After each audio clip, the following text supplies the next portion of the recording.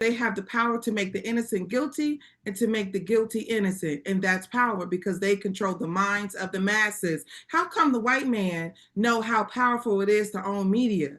And we act like we struggle with that.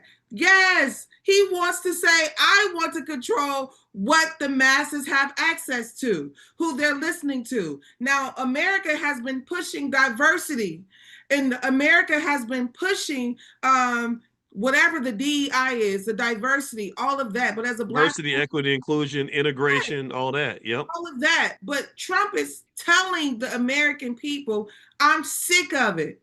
I'm sick of it, and let's just focus on what we want, and that is they want a white power infrastructure, and they want full control. He says get rid of him. He's saying get rid of whoever. I'll get rid of the white man that's a liberal. I'll get rid of the black woman that's pro-black. I'll get rid of whoever. I don't give a damn. In his words, those people have very low IQs.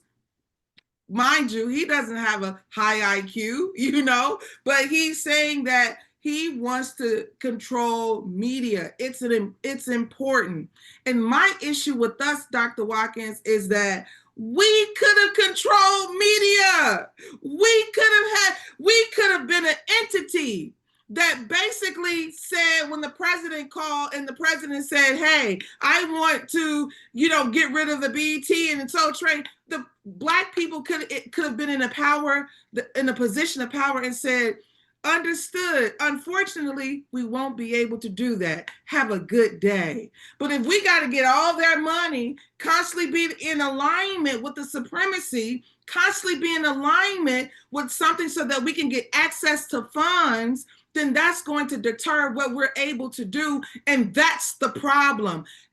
You cannot dismantle Master's house with his tools. You got to separate yourself. And I feel like we're constantly in that cycle, that hamster wheel.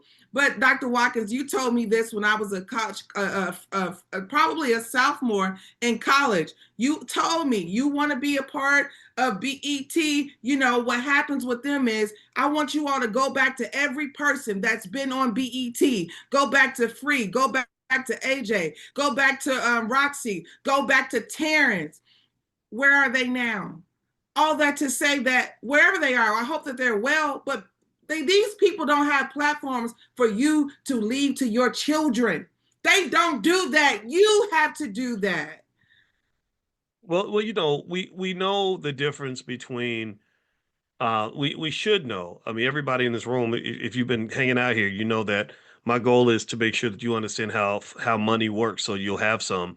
And a lot of the people watching, say, shout yourselves out in the chat. A lot of people watching this platform, it makes me happy. They have more money in their pocket now because they're here, and that is critically important because we know that wealth is power.